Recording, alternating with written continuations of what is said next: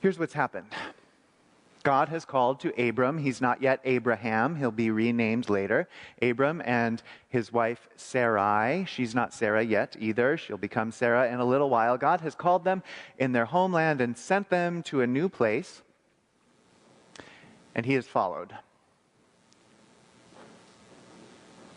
He's done whatever God has asked him to do, gone hither and yon, and he's getting old now, and he's longing for kids, and he's worried that it's not going to happen. And so Abram asked God what to expect. Should he plan to pass his name, his goods, on to a servant of his household? Or should he hope for a kid? And God says, you can hope for children. And Abram does what any good person of faith does when God makes a promise. Abram questions God. Says, how will I know? And God says to Abram, don't worry, I promise it'll be true. Look up at the stars. You will have children and grandchildren and great-grandchildren that will outnumber those stars. And Abram does what any good person of faith does whenever God makes a promise. Questions again, how will I know, God? And God says, I will make you a promise.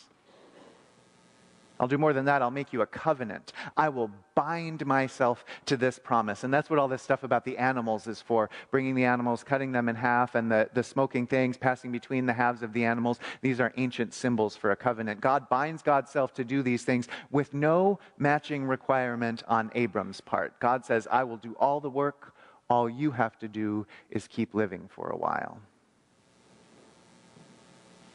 I bring this story up today because here in Lent, this year, we're talking about confession. As you know, every confession has at least two parts, the first of which is often unstated. But that's what this passage deals with today. There's two senses of the word confession, right? There's confession like confession of sin. God, I did this, please forgive me. Or maybe you say it to another person, I did this thing, please forgive me. But the one that precedes that, at least in church, is the other sense of the word confession, the one we mean when we use terms like confession of faith.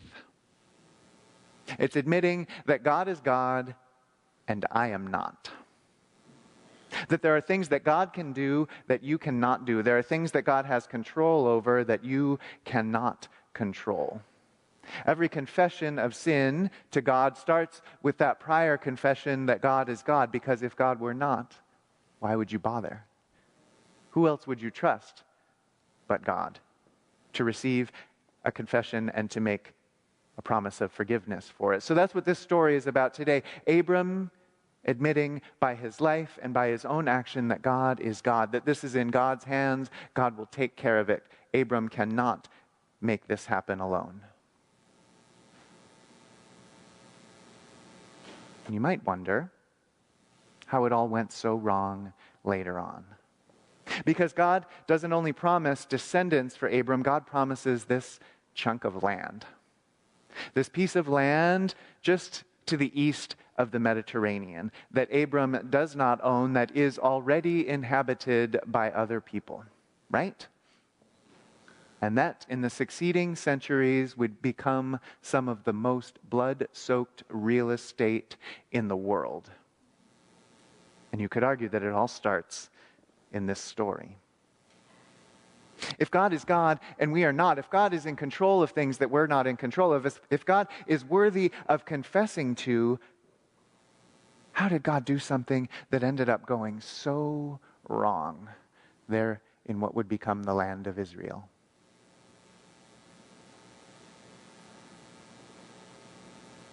Well, I think the answer has to do with Peter Pan.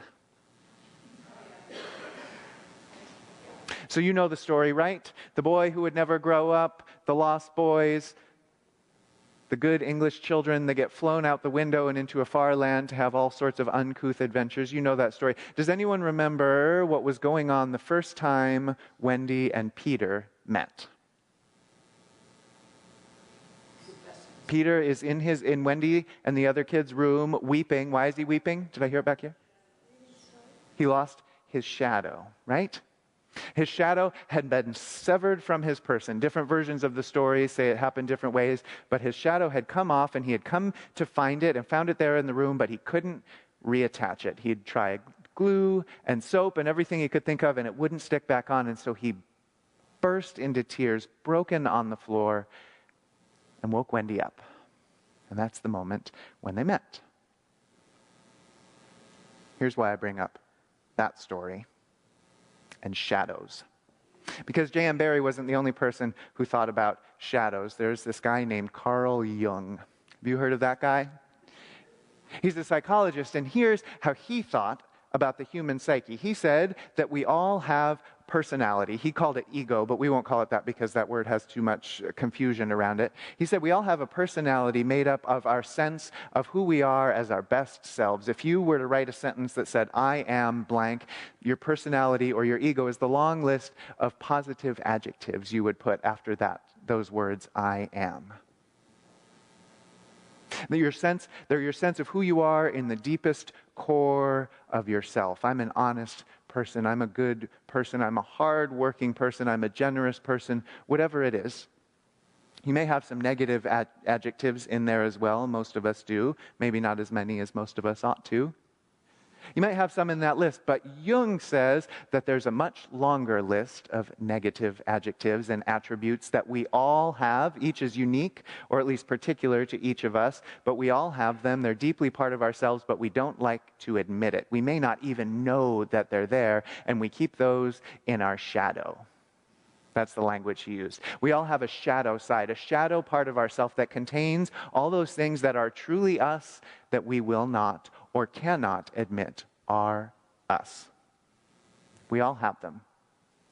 But it's hard to know what they are because we keep them pushed down so hard. We learned lessons early on from our parents or from society or from some experience we had that told us that these pieces of ourselves are bad news. And so we put our laziness, our selfishness, our envy, whatever those dark secrets are that we have, we keep them there and we try to pretend that they don't exist.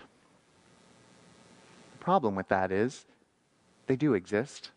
And if we're not paying attention to them, they exert force on our personalities, on our choices, on the decisions we make, and our reactions, especially in times of stress when we're surprised or scared or freaked out. The shadow side can rear up and take control and force us to act in ways we would never act on Sunday morning in church.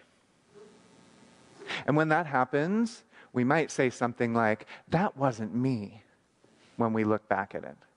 I don't know what that was, but that's not who I am. That wasn't me. It can become so powerful, this sense of something else taking us over, that over the years, good people of faith, good Christians like us, have developed language around that sense of something external to us taking over. Satan, demons, the devil who makes us do it.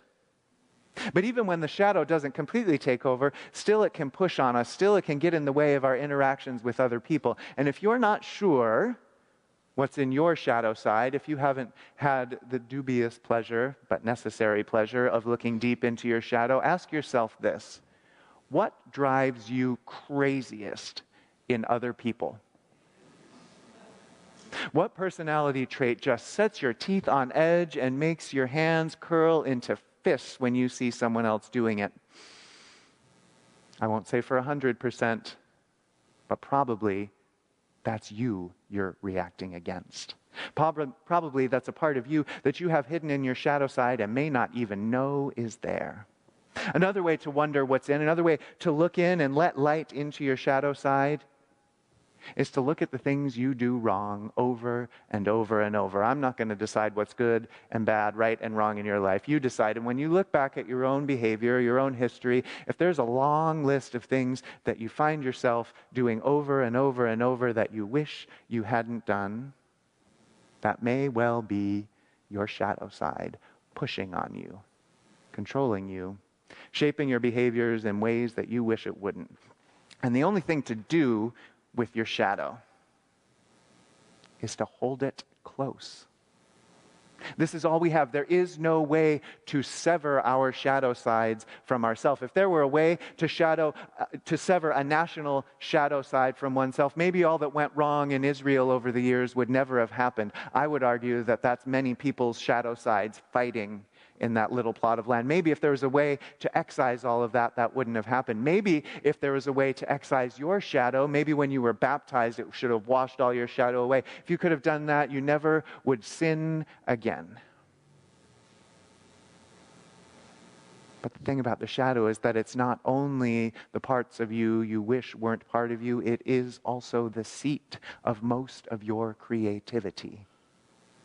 And of a significant part of who you are, like it or not. So to sever it would leave you undone, weeping on the floor like that little boy in the story.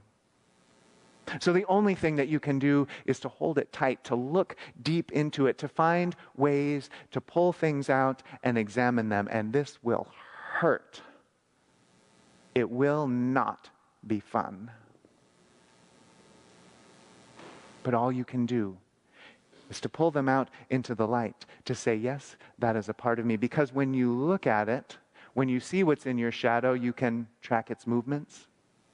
You can see what it's doing. You can resist it where you need to. You can flow with it where you need to. And you might even discover that parts of yourself that are in the shadow that you thought were bad are actually some of your greatest strengths.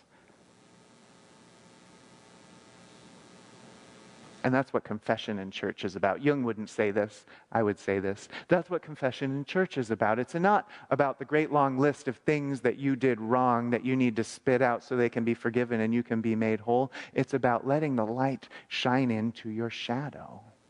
It's about pulling it out and holding it up and saying, yes, this is me. I hate it. It hurts. I don't like it. I wish it wasn't. This drives me nuts in other people. But yes, this is me. It's about holding those things up and trusting that God will look at them with you and say, yes, that is you, and you are beloved. You do that work with your shadow side often enough and long enough. I'm talking lifelong, your whole life through. You do that often enough and you might just be able to do what Wendy did for Peter. When his shadow was severed, what did she do? She sewed it back on. Jung talked about this as assimilation. It's the way that we become one whole person, not the me that everyone sees and the me that I hide, not the me that I long to be and the me that I wish I wasn't, just the me, the good and the bad, working hard, striving with strengths and with weaknesses, with whole places and with broken places, striving to make it through the day and trusting that when God sees the all of me, as God already does, God will say, you are beloved. So may it be. Amen.